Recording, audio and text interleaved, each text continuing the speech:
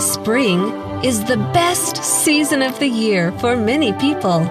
Warm, sunny days, the earth springing forth with new life. Flowers, budding trees, baby animals, all seem to joyfully announce that the long, cold winter is over. No other springtime custom encapsulates these celebrations of new life quite like Easter. From baby animals to Easter eggs and Easter egg hunts, to sunrise Sunday services and more, Easter is a beloved tradition to many people.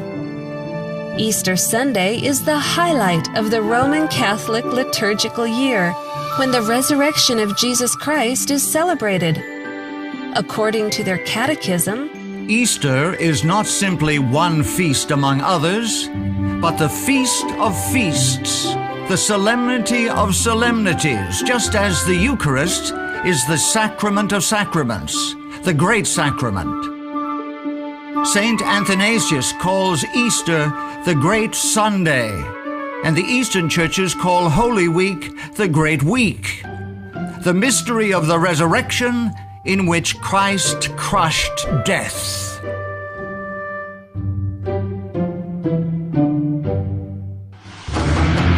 The origins of Easter, however, reveal that it flows directly from ancient paganism. Shortly after the flood, Nimrod re-established idolatry in the earth. After his death, Nimrod was promoted as the original sun god. His widow, Semiramis, was called the Queen of Heaven. Various cultures continued the idolatry of these original pagans under different names. To the Egyptians, Semiramis was Isis. To the Babylonians, she was Beltis, consort to the god Bel. To the Canaanites, she was Astarte. The Assyrians called her Ishtar. The worship of these goddesses involved occult fertility practices. These degrading rites were practiced even by the Israelites when in apostasy. Yahuwah clearly denounced any Israelite involvement in these pagan celebrations. Do you not see what they do in the cities of Judah and in the streets of Jerusalem? The children gather wood, the fathers kindle the fire, and the women knead their dough to make cakes for the Queen of Heaven. And they pour out drink offerings to other gods, that they may provoke me to anger. And he said to me, Turn again, and you will see greater abominations than they are doing. So he brought me to the door of the north gate of Yahuwah's house, and to my dismay, women were sitting there, weeping for Tammuz. Modern Easter has no basis in the pure religion of heaven. All of its traditions are pagan. Rabbits and dyed Easter eggs symbolize fertility. Hot cross buns were the cakes offered to the Queen of Heaven. The 40 days of weeping for Tammuz are now the 40 days of Lent leading up to Easter. Sunrise services were performed by pagan priests to honor the sun god. Celebration of Easter does not honor the death and resurrection of the Savior. Participation in pagan practices honors Satan. No amount of renaming it by Christian names can purify Easter of its pagan origins. Easter is much more than a pagan impostor pretending to be Christian, lurking behind the pretty facade. Easter is a cover-up for the greatest fraud of all time, a calendar change which hides the true day of the resurrection and the true seventh-day Sabbath. As the years passed and the first Christians died, paganism began to corrupt the once pure faith. The Church in Rome, greedy of ever greater power, sought ways to increase her influence. To conciliate the pagans to nominal Christianity, Rome, pursuing its usual policy, took measures to get the Christian and pagan festivals amalgamated, and by a complicated but skillful adjustment of the calendar, it was found no difficult matter in general to get paganism and Christianity, now far sunk in idolatry, in this as in so many other things, to shake hands. This change of the calendar in regard to Easter was attended with momentous consequences.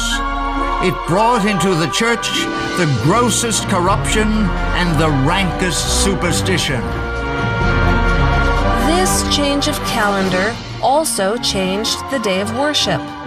This is admitted by Roman Catholics who point to it as the sign of their authority. Sunday is purely a creation of the Catholic Church. They, the Protestants, deem it their duty to keep the Sunday holy. Why? Because the Catholic Church tells them to do so. They have no other reason. The author of the Sunday law is the Catholic Church. One Catholic bishop went so far as to state, "It was the Catholic Church which made the law, obliging us to keep Sunday holy. The Church made this law long after the Bible was written. Hence the law is not in the Bible. The Catholic Church abolished not only the Sabbath, but all the other Jewish festivals." The Israelite festival, which was outlawed in favor of Easter, was Passover. All early Christians kept the feasts of Yahuwah as outlined in Leviticus 23. Paganized Christians still wanted to celebrate Easter, while apostolic Christians, still clinging to a pure faith, observed Passover.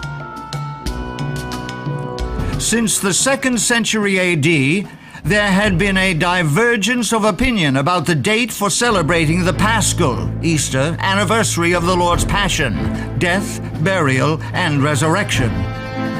The most ancient practice appears to have been to observe the 14th, the Passover date, 15th and 16th days of the lunar month, regardless of the day of the Julian week these dates might fall on from year to year. The bishops of Rome, desirous of enhancing the observance of Sunday as a church festival, ruled that the annual celebration should always be held on the Friday, Saturday, and Sunday following the 14th day of the lunar month. This controversy lasted almost 2 centuries, until the Emperor Constantine intervened in behalf of the Roman bishops and outlawed the other group. The point of contention appeared deceptively simple: Passover versus Easter. The issues at stake, however, were immense.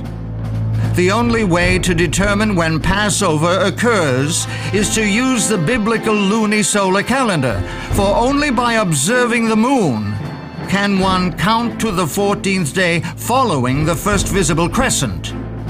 Because the 7th-day Sabbath was also calculated from the first visible crescent, a ruling in favor of Easter being observed on a Julian date would also affect the 7th-day Sabbath.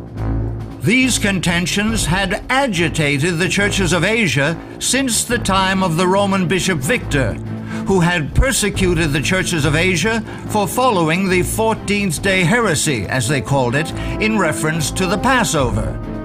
The future Easter observance was to be rendered independent of Jewish calculation. Here is the real significance of Easter. Sunday is kept as a day of worship because of Easter Sunday. It is claimed that the Savior was resurrected then. Consequently, it is assumed that the day before Easter Sunday, Saturday, is the 7th-day Sabbath. Jews today worship on Saturday rather than the biblical 7th-day Sabbath. However, Jewish scholars admit that the calendar in use for worship today is not the same as was used in Bible times. The new moon is still and the Sabbath originally was dependent upon the lunar cycle. The Jews point to the extreme persecution following the Council of Nicaea's decision to set aside Jewish time calculation as the reason for why they no longer use the biblical calendar. Declaring the new month by observation of the new moon and the new year by the arrival of spring can only be done by the Sanhedrin. In the time of Hillel II, 4th century CE, the Romans prohibited this practice. Jewish scholars understand that Christianity stepped free of its biblical roots when the pagan Easter was substituted for the true Passover. At the Council of Nicaea, the last thread was snapped which connected Christianity to its parent stock. The festival of Easter had up till now been celebrated for the most part at the same time as the Jewish Passover, and indeed upon the days calculated and fixed by the Sanhedrin in Judea for its celebration.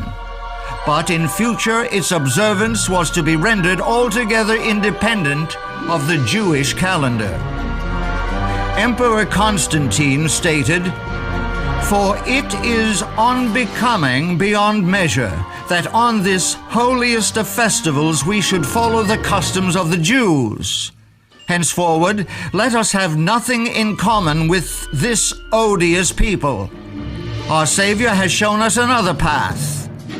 It would indeed be absurd if the Jews were able to boast that we are not in a position to celebrate the Passover without the aid of their rules or time calculations."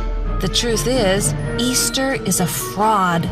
It is not the day upon which the Savior arose from the grave, nor is Saturday the seventh-day Sabbath of the Bible. Easter is, and has always been, a pagan holiday celebrating fertility. It was substituted for Yahuwah's Passover at the Council of Nicaea in the 4th century when the Church of Rome decided to set aside Hebrew calculation of time. Now, in this last generation, truth is to be restored. All who wish to express their gratitude for the death of their Savior will commemorate it on the day upon which he died, Passover. This can only be calculated by the original calendar of creation. Any other observance gives honor to Satan, the one who has set himself up in opposition to heaven. Today, you can choose which day represents your beliefs, Passover or Easter. You can choose to which power you wish to give honor and worship, the Savior or his enemy, Satan. You can choose on which day, calculated by which calendar, you offer that worship. The choice is yours.